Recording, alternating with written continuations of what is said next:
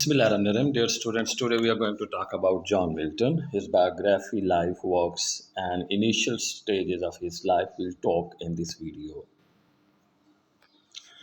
So, John Milton was born in 1608 and death 1674. Who was John Milton? He was born on 9 December 1608 and died on 8 November 1674, was basically an English poet, polemicist, man of letters, and civil servant for the Commonwealth of England under Oliver Cromwell. It's a very short era and a break in England kingdom, and for the first time there was some sort of, we can say, revolt against king, and he was one of the civil servants among them, and he was also punished for it but spared because he was blind. He wrote at a time of religious flux and political upheaval and is best known for his epic poem Paradise Lost. Written in blank verse, Paradise Lost is widely considered to be one of the greatest works of literature ever written. It's one of the important book, one of the important works still remembered all over the world, and wonderful work, and it's an epic, beautiful epic with all ingredients, with all possibilities, with all grand style we will study later in the text. His early life was born in Bright Street, London on 9 December 1608. He was the son of composer John Milton and Sarah Jeffrey. The senior John Milton moved to London around 1583 after being disinherited by his devout Catholic father, Richard Milton, for embracing Protestantism. Milton was basically Protestant, his father too. So Milton's father's prosperity provided his eldest son with a private tutor, Thomas Young, a Scottish Presbyterian with an MA from the University of St. Andrews. So Milton himself was basically well versed, learned, rather over learned, and we can see his learning clearly in his writing, especially in his epic. He has very profound and sound knowledge of Greek mythology and literature and Bible and a lot of other things. He was a true scholar. So after Young's tutorship, Milton attended St. Paul's School in London. There he began the study of Latin and Greek, and the classical languages left an imprint on both his poetry and prose in English. He also wrote in Latin in 1625. Milton began attending Christ's College, Cambridge. He graduated with a BA in 1629. Preparing to become an Anglican priest, Milton stayed on and obtained his Master of Arts degree on July 13, 1632. So he was basically destined to be a priest later, but he got very good education in arts and other fields which were very popular at that time with masses. So, study poetry and travel. Milton may have been rusticated, suspended in his first year for quarrelling with his tutor, Bishop William Chappell.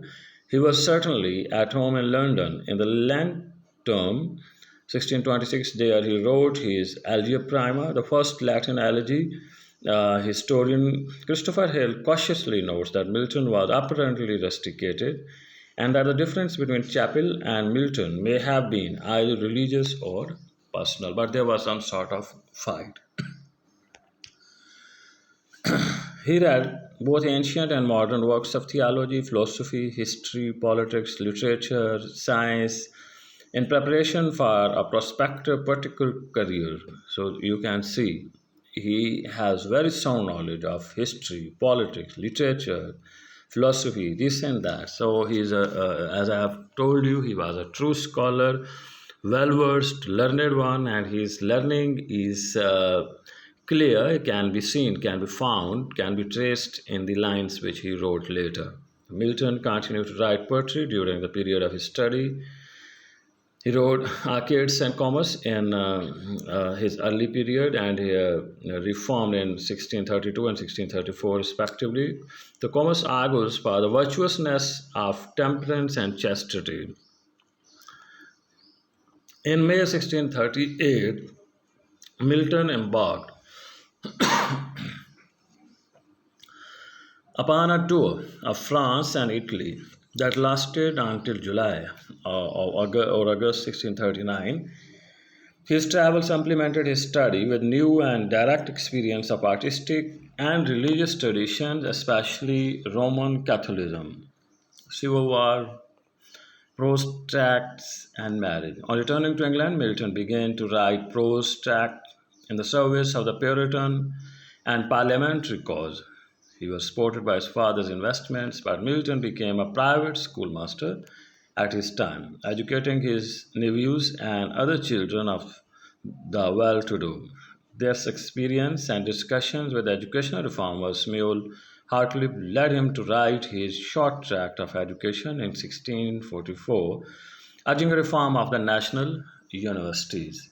So he was an educationist too at the same time. In June 1642, Milton paid a visit to the manor house at Frest Hill, Oxfordshire, and returned with 16-year-old bride Mary Powell. Mary found life difficult with the Sware, 35-year-old schoolmaster and pamphleteer, and she returned to her family a month later.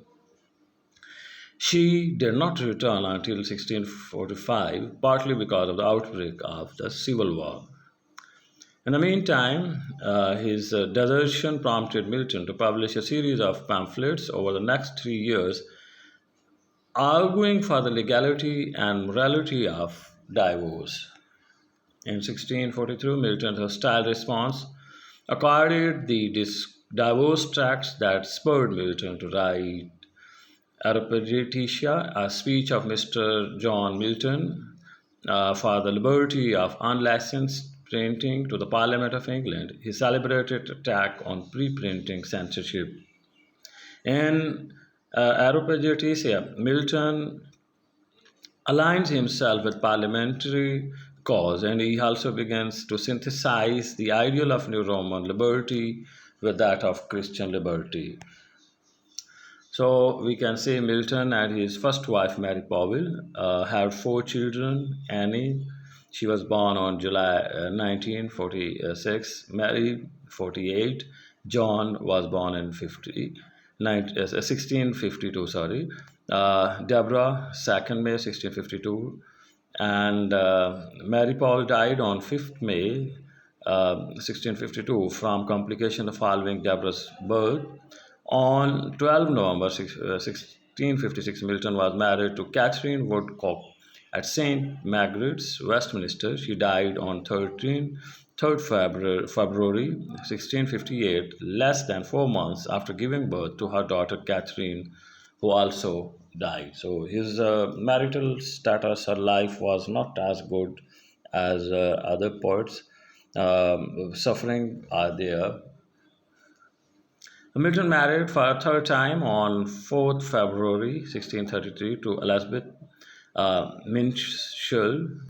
This marriage took place at St. Mary's, Aldermary, in the city of London. Despite a 31-year age gap, the marriage seemed happy, lasted more than 12 years until Milton's death. A plaque on the wall of Minshull's house in Manchester described Elizabeth as Milton's third and best wife. So now we move towards his poetic career, towards his poetry. Milton's poetry and prose reflects deep personal convictions, beliefs, and a passion for freedom and self-determination. Writing in English, Latin, Greek, and Italian, he achieved international renown with his lifetime, and he celebrated Aripagedisha, written in condemnation of pre-publication censorship, is among history's most influential and impassioned defenses of free speech and freedom of the press. By 1652, Milton lost his eyesight at the age of 44 due to excessive writing that he had to do as a government servant. He was completely blind and had to count on others for his everyday task. By that time, he had not even started writing the epic poem, which was the sole ambition in his life. So, Milton's poetry was slow to see the light of day, at least under his name. His first publication poem was on Shakespeare, anonymously included the second folio edition of William Shakespeare's play in 1632. An annotated copy of the first folio has been suggested to contain marginal notes by Milton. Milton collected his works of 1645 poems in the midst of excitement attending the possibility of establishing a new English government. The anonymous unknown means without name sometime edition of Commerce was published in 1637 and the publication of Lycidas in 1638 and just Edward King Naufrago was signed J.M. otherwise. So the 1645 collection was the only poetry of his to see print until Paradise Lost appeared in 1667. So Paradise Lost, definitely we are going to study it. It's part of our syllabus too, and it's a magnum opus, important work, one of the most important thing in writer's or poet's life. The Milton's magnum opus, the blank verse epic poem Paradise Lost, was composed by the blind and impoverished Milton from 1658 to 1640. The 64 first edition with small but significant revision published in 1674. As a blind poet, Milton dictated his verse to a series of aides in his employ. It has been argued that the poem reflects his personal despair at the failure of the revolution, yet affirms an ultimate optimism in human potential. Some literary critics have argued that Milton encoded many references to his unyielding support for the good old cause. Paradise Regained, Milton followed the publication Paradise Lost with its sequel Paradise Regained, which was published alongside the tragedy Samson Agonistes in 1671. Both of these works also reflect the Milton's post-restoration political situation. Just before his death in 1674, Milton supervised a second edition of Paradise Lost, accompanied by an explanation of why the poem rhymes not, and prefatory verses by Andrew Marvell. In 1673, Milton republished his 1645 poems as well as a collection of his letters and the Latin prolusions from the Cambridge days. So these are certain other works that he wrote there, his poetry and drama. This is in year-wise. We can see there one on the morning of Christ's nativity. It's one of the beautiful poems on Shakespeare on arriving at the age of 23. Allegro, El Penseroso. These are very beautiful philosophical poems. These are also included in the literature syllabus if you have studied it already. A Masque is also very important play presented as Ludlow Castle in 1634. And Lycidas is basically an elegy which he wrote for the sake of one of his best friend's death.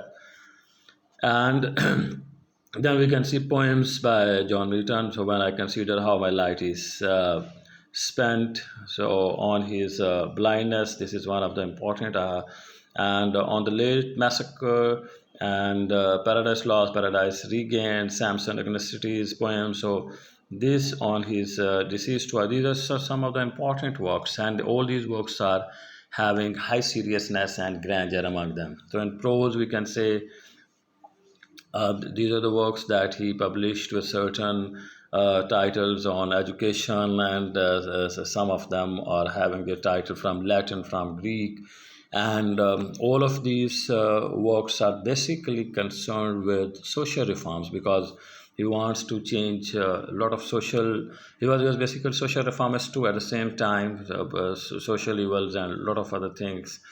He talked about different sort of issues ranging from religious, political, social, and all of them targeted through his pen and highlighting the issues there. So these are some of more brief works that he worked at different times. So he was a prolific writer because he was writing day and night. So a lot of works he wrote there. That's why he was also blind too. And that Milton died of consumption TB on 8th November 1674 and was buried in Church of St. Giles without Cripplegate, Ford Street, London. According to an early biographer, his funeral was attended by his learned and great friends in London. Monument was added in 1773, sculpted by John Bacon the Elder. So, a great name in English history and poetry. Whenever we talk about grand style, Milton name comes in our mind. So that was the end. So this is the statue we can see over there one. And if you have any question, definitely you people can ask me later.